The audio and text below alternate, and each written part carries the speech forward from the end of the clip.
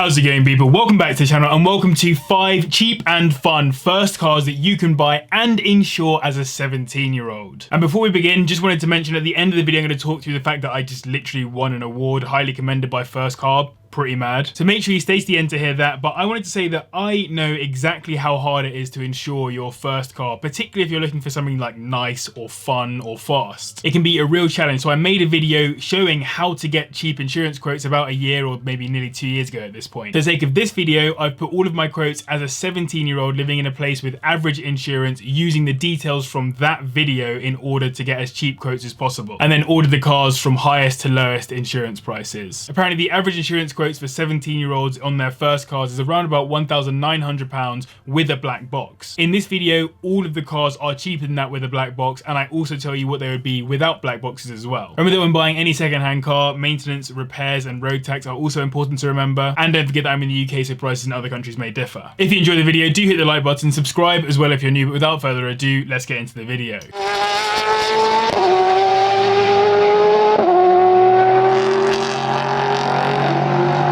Let's kick the video off with a car that one of my subscribers actually bought recently, the Fiat 500 Abarth, which has a 1.4 litre turbocharged inline-4, putting out 140 brake horsepower, which takes from 0 to 60 in 7.8 seconds. Despite that performance, I was still able to get a quote just under the national average for 17-year-olds at £1,879 with a black box, or £2,428 without one, so not bad at all when you consider I spent £2,000 on my first year in a Skoda Fabia estate. Abarth are the in-house tuning business for FCA, and this warm hatch received some clear aesthetic and performance modifications from its time spent with them, including the sportier body kit and alloys, as well as the lower, stiffer suspension, disc brakes front and rear, and the 5-speed transmission. It also got a sportier interior, which included a turbo pressure gauge, aluminium features throughout like the pedals, and a gear shift indicator to make it feel that little bit more track focused. But it's not all pretty features and basic functionality. There are a few gems like the torque transfer control, which is basically a system within the diff that enables you to get on the gas earlier when exiting corners, making B roads a blast. As a first car, it's a decent size too, 4 seats, acceptable boot for what you'll likely use it for, and ultimately the car is focused around just being fun to drive. Even if you're not necessarily screeching along, the exhaust note will always make you feel like you are. You'll find these listed for a minimum of around £4,000, and for £5,000 you're looking at a 2010 model with around 80,000 miles on the clock. As it's a Fiat, you might expect some poor reliability, but in general that 1.4 engine has been considered to be quite reasonable, as it's built by robots with an insane level of consistency and accuracy during the manufacturing process. Instead, owners note mostly build quality issues and problems with having to replace drop links and that kind of stuff. But instead of just reliability, I wanted to touch on something else relating to this car. Early on in the 500's lifespan, it became clear that it was a particularly popular car with females, as over 60% of owners were apparently female by 2013. The 500 Abarth changed this somewhat, and there are plenty of forums where blokes are asking whether it's acceptable for them to drive the Abarths because they like the look of them but are worried about them being cars for women. If that applies to you, I highly recommend you care less about what society thinks about you and think more about whether or not you like the car and whether you'll have fun in it. I personally like the way the Abarth looks and think as a first car you'd be laughing even if I wouldn't have one myself, but that's only because there are other cars on this list that I prefer for the same cash. Basically what I'm saying is don't let anyone tell you what you can or can't like, unless it's me telling you to like the video, obviously. Next up we have a staple first car for many young drivers, the Mini Hatch, specifically in Cooper spec, which hosts a 1.6 litre inline-4, putting out 118 brake horsepower, which takes from 0 to 60 in 8.8 seconds. At £1,684 with a black box and £2,126 without, it's slightly cheaper than the Abarth and actually the same price as I could find for an old Fiesta. Now this is the R56 or second generation Mini hatchback, which first appeared in 2006 and ran all the way through to the end of 2013, meaning these have been around longer than any other car on this list. That means you can get a high mileage example for anywhere from £1,000, but £5,000 will get you a 2010 example with under 50,000 miles on it. It came on a new, re-engineered platform in order to meet new safety requirements.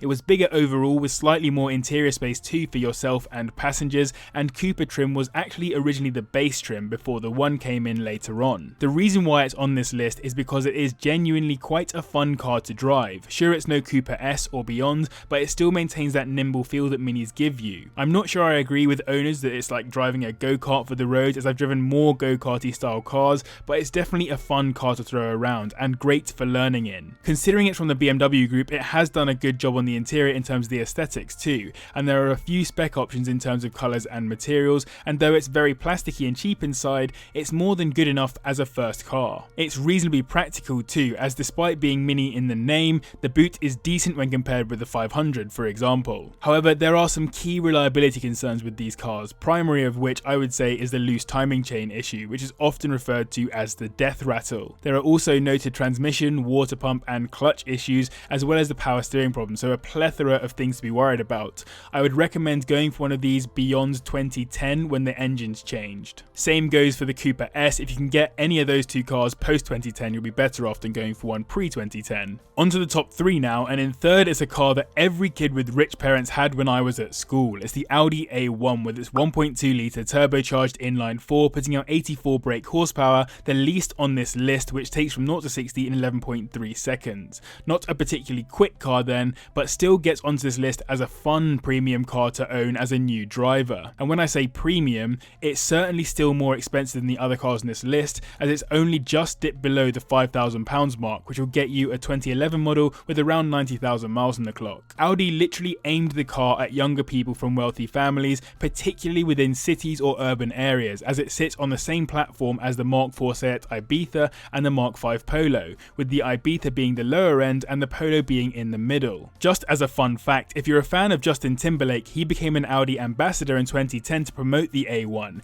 which I assume means that if the car goes wrong, he'll just say cry me a river. It comes in 3 main trims, SE, Sport and S-Line, and with the latter two you get sport seats, sport suspension and different alloy choices, as well as sportier overall looks. I would recommend going for the Sport, as I managed to find my cheapest quote on one of these, the same as I got for a Honda Jazz in fact, £1,379 with a black box or £1,776 without one. Not too horrendous for your first year of driving. The SE is the most comfortable and is still well equipped, so it might be worth looking for one of these if you're not after something sporty. But the real pull factor of this car is the fact that despite being the entry level Audi, it still comes with relatively solid build quality and the technology that you'd expect out of any Audi in the range. That includes automatic start stop, aircon, voice control of the infotainment and a bunch of other very useful features. From what I could find on forums, there are no huge glaring issues with the car and reliability, and owners are generally very complimentary about their ownership experiences, including very good fuel economy at 55 miles per gallon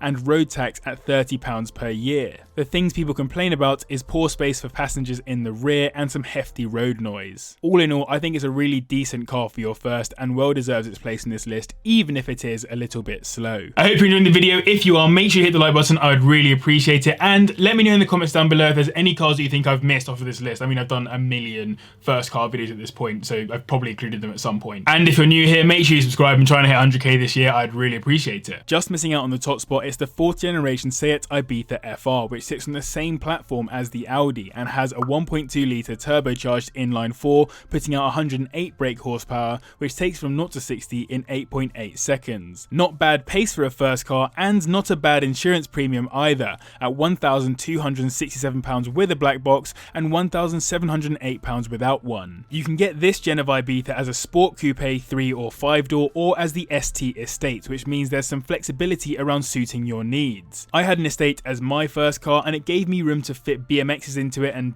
basically haul all my stuff to and from university, so if you think you'll be hauling stuff around like I was, maybe you look at one of these. And that FR basically means that either way you get a slightly sportier body kit, which is pretty cool for your first car. It's one of the more practical cars in this list too, with 5 seats and a large boot if you do choose the Estate. Plus it will do 54 miles per gallon and is just £30 on road tax like the A1, which means more money in your pocket at the end of the month. It also comes as either a DSG auto or a manual, so again depends on what your preference is. Having driven one of these, I can give some feedback on it, which is basically that it's much of a muchness with the equivalent Mark V Polo, as well as more recent Fabias. It feels like your average everyday VW Group Super Mini, both in terms of the build quality and ergonomics, as well as the actual driving feel. They are surprisingly nippy though for a 1.2 litre engine, and with the right exhaust they can sound pretty good too. You'll find the FRs listed for a minimum of around £3,000, and £5,000 will get you a 2012 example with around 50,000 miles on it. Reliability is a similar story to the A1, but the key problem I could find was the possible rattling timing chain, which could mean expensive repairs. The DSG box has seen a few issues too, so make sure the oil has been changed on time and that the gears change smoothly if you're test driving one to buy. All in all, a more basic car but fun to own with a sporty look and something to be proud of still as a 17-year-old. Taking the top spot is the Alfa Romeo MiTo QV, which I somehow managed to get a quote on at just £1,074 with a black box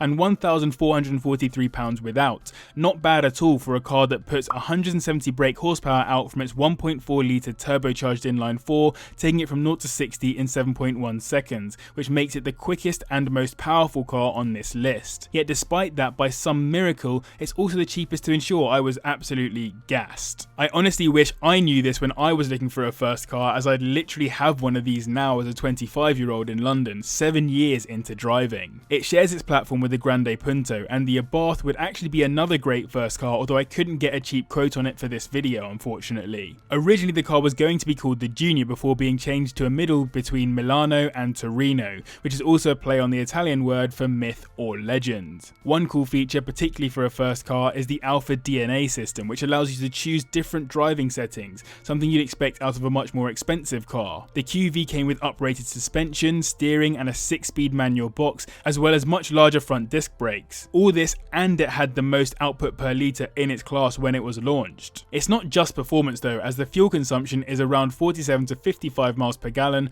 but road tax is slightly more expensive at £125 per year here in the UK. One option I would absolutely love on one of these is the Sabelt carbon fibre backed bucket seats. Such a cool feature to have in a little car like this, but they cost about £2,000 a seat. It's crazy. These have come down significantly in price, and you'll find them listed for a minimum of around £4,000 now, with £5,000 getting you one with around 80,000 miles on the clock. The problems on these noted by owners are generally related to the electrics too, as that engine is, like the Fiat, built with some solid consistency, but there are other reports of power steering failures and gearbox problems from leaking transmission oil. It's an Alfa, so you're buying it for the passion, not because you think it will get you to your destination, but I would say compared to the Alfa reputation, these will be much more dependable. So I hope you enjoyed this video, and I hope this helps you with buying your first car if that's what you've come here for. And thank you very much for staying to the end of the video, because I really wanted to say a massive thank you to you guys for voting for me to get the highly commended award for Young Driver Influence of the Year from First Car. I do this as fun. I've basically turned my hobby of looking at Auto Trader and browsing cars into a YouTube channel, and